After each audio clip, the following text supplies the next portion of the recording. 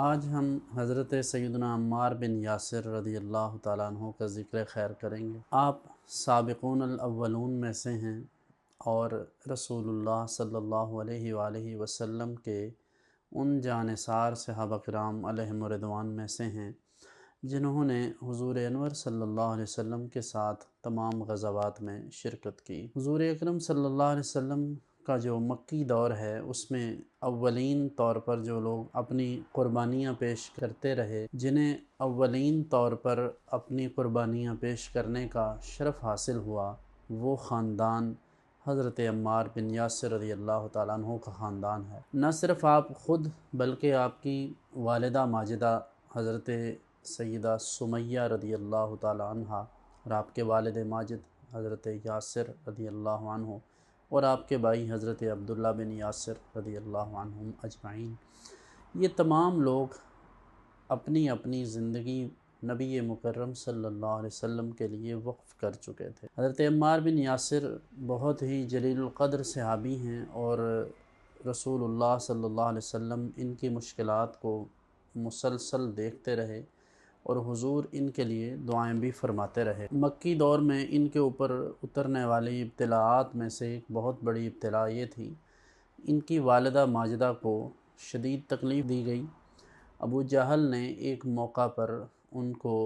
اس انداز سے تیر مارا کہ وہ دنیا سے تشریف لے گئیں اور یوں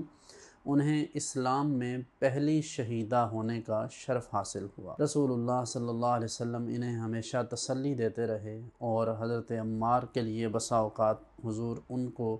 جب مشکل میں دیکھتے اور انہیں تپتے ہوئے کوئلوں پر جب لٹایا جاتا تو حضور ملاحظہ فرماتے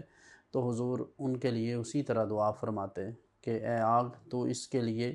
اسی طرح ٹھنڈی ہو جائے جس طرح ابراہیم علیہ السلام کے لیے ہوئی تھی۔ نبی رحمت صلی اللہ علیہ وآلہ وسلم نے انہیں یہ بھی اعزاز عطا فرمایا،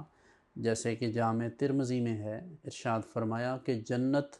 عمار بن یاسر کی مشتاق ہے، یعنی جنت اس کا انتظار کر رہی ہے۔ اور رسول اللہ صلی اللہ علیہ وسلم نے فرمایا کہ جو شخص عمار بن یاسر سے بغض رکھے گا وہ اللہ کے نزدیک مبغوض ہوگا۔ اسی طرح رسول اللہ صلی اللہ علیہ وآلہ وسلم کی غلامی کا شرف حاصل کرنے کے سبب اور اللہ کی توحید کا اقرار کرنے کے سبب حضرت عمار بن یاسر پر کبھی بھاری پتھر ان کے سینے پر رکھے جاتے تو کبھی انہیں آگ پر لٹایا جاتا۔ یہ سب دیکھ کر رسول اللہ صلی اللہ علیہ وسلم نے ان کے لیے بے حد دعائیں فرمائیں اور انہیں مختلف اعزازات سے نوازا۔ اور حضرت عمار بن یاسر رضی اللہ تعالیٰ عنہ کوئی متمول شخص تھے نہیں، ظاہر ہے ان کی والدہ ایک باندی تھیں جس سبب سے انہیں مشکلات بہت زیادہ پہنچی اور ان کا خاندان ہمیشہ زیر عتاب رہا تاں کہ ان کے والد گرامی، ان کے بھائی، ان کی والدہ سب نے ہی جام شہادت نوش فرمایا۔ اور حضرت جناب مولائے کائنات علی مرتضیٰ کرم اللہ وجہہ الکریم کے زمانہ اقدس میں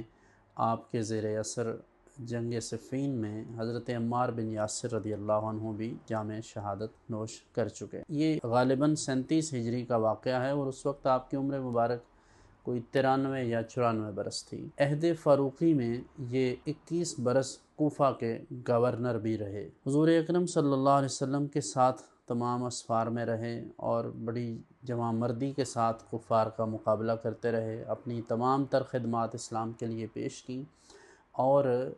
نبی مکرم صلی اللہ علیہ وسلم سے بارہا انہوں نے اعزازات پائے اور حضور صلی اللہ علیہ وسلم ان کے لیے خوش ہوتے اور ان کے لیے دعائیں فرماتے۔ آج جن چند صحابہ کرام علیہم رضوان کو فراموش کر دیا گیا ہے، جن کی خدمات کو بھول چکے ہیں، ان میں سے ایک حضرت عمار ابن یاسر رضی اللہ تعالیٰ عنہ کی ذات گرامی ہیں۔